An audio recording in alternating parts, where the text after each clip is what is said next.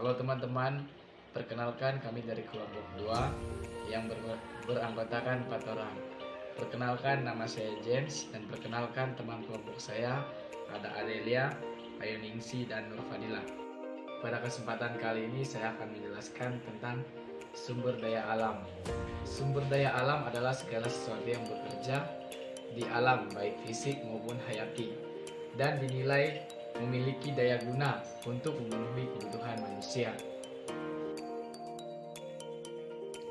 Sumber daya alam itu sendiri terbagi menjadi dua. Yang pertama, sumber daya alam yang terpulihkan, dan yang kedua, sumber daya alam tak terpulihkan. Sumber daya alam yang terpulihkan atau dapat diperbarui adalah sumber daya alam yang diproduksi secara berkesinambungan, yang dimana artinya sumber daya alam ini dapat dihasilkan kembali dalam waktu yang cepat. Selain itu juga, ketersediaannya pun berlimpah dan tidak akan habis jika kita dapat memanfaatkannya dengan baik. Adapun beberapa contoh sumber daya alam yang terbarukan yaitu yang pertama, sinar matahari. Sinar matahari termasuk dalam sumber daya alam yang dapat diperbarui karena dapat digunakan secara terus-menerus.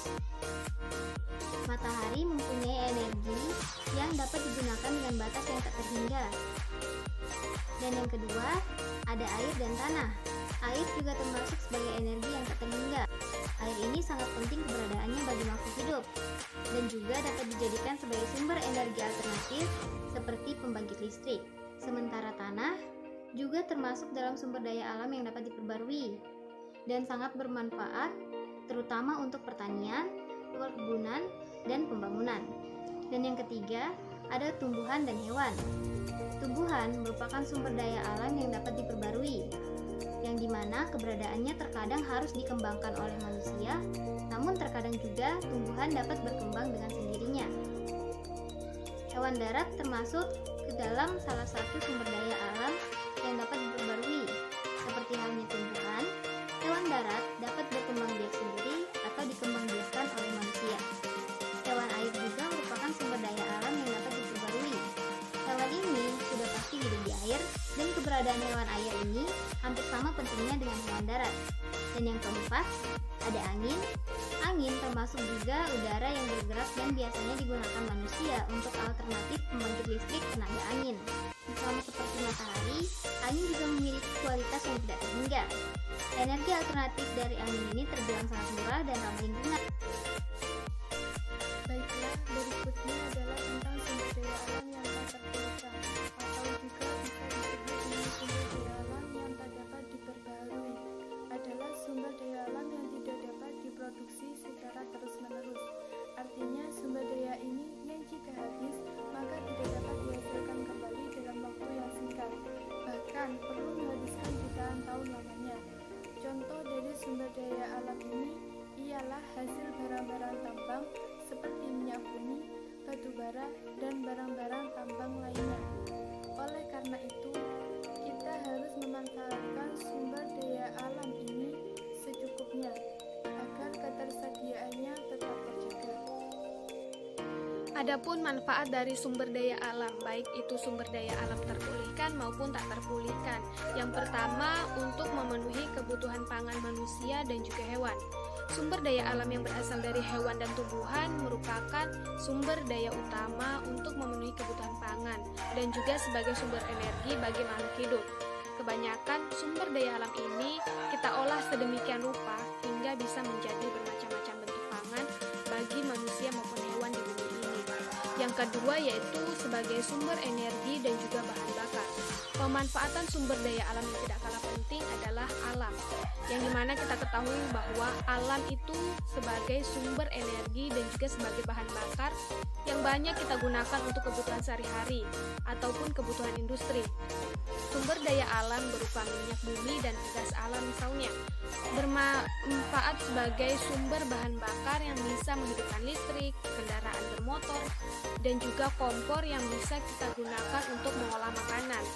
Selain minyak bumi dan gas, sekarang energi matahari dan angin pun sudah mulai kita gunakan sebagai pengganti dari minyak bumi dan gas untuk sumber energi dan bahan bakar. Seperti yang kita ketahui sekarang itu ada PLTS. Yang ketiga, untuk mengembangkan teknologi. Teknologi itu sendiri merupakan hal yang terus berkembang dari waktu ke waktu tanpa terhenti. Untuk mengembangkan teknologi menjadi lebih canggih dari waktu ke waktu, dibutuhkan sumber daya alam yang merupakan unsur yang sangat penting dalam hal ini, secara sadar maupun tidak sadar, lambat ataupun cepat.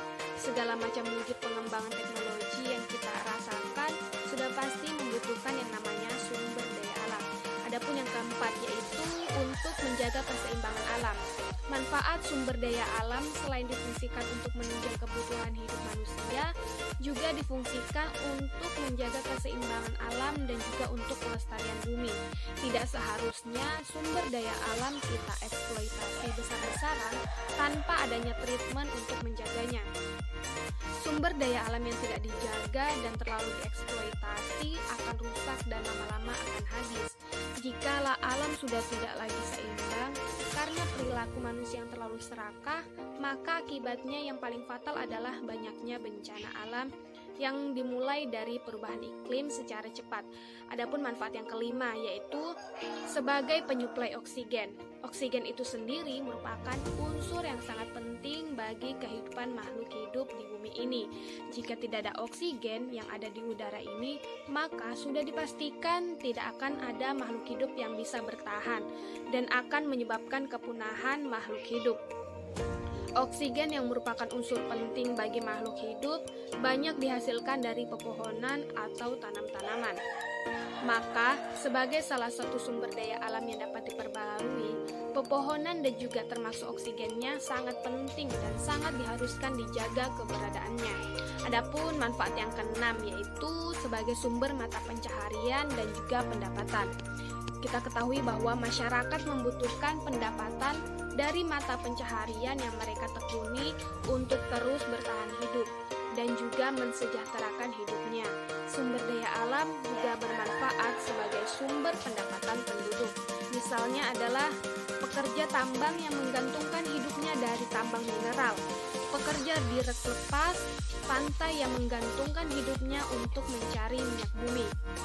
Selain itu, para petani yang menggantungkan hidupnya kepada sumber daya alam seperti tumbuh-tumbuhan, tanah, air agar hasil panennya baik dan bisa dipasarkan.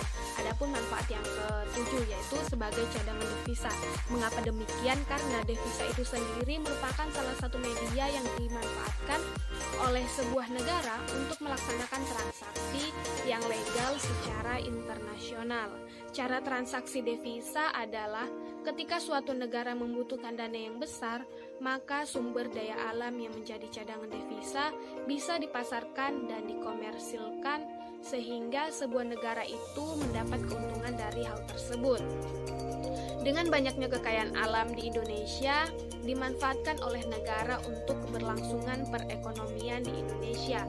Devisa tidak hanya berupa barang atau berbentuk hasil bumi, namun bisa juga dalam bentuk jasa, dan hal tersebut dapat menguntungkan negara kita. Selanjutnya adalah beberapa cara untuk memanfaatkan sumber daya alam agar tidak punah, yaitu yang pertama selektif, yaitu memilih, menggunakan, dan mengusahakan sumber daya alam dengan sungguh-sungguh untuk kepentingan keberlangsungan kehidupan. Apa itu keberlangsungan kehidupan? Keberlangsungan kehidupan adalah kemampuan untuk mempertahankan hidupnya dan menjaga keturunannya supaya tetap lestari. Yang kedua, menjaga kelestarian. Untuk memanfaatkan sumber daya alam, diperlukan penggunaan yang bijak dan sesuai dengan kebutuhan. Dan kemajuan teknologi pun juga bisa dimanfaatkan untuk menjaga kelestarian sumber daya alam. Yang ketiga, perlunya penghematan sumber daya alam atau dengan mengurangi bahaya eksploitasi besar-besaran terhadap pemakaian sumber daya alam agar tidak rusak dan punah. Dan yang keempat, perlunya upaya pembaharuan sumber daya alam hayati, yaitu seperti reboisasi, mengembangbiakan flora dan fauna, penanaman ladang secara bergilir, dan pengolahan tanah pertanian baik itu lahan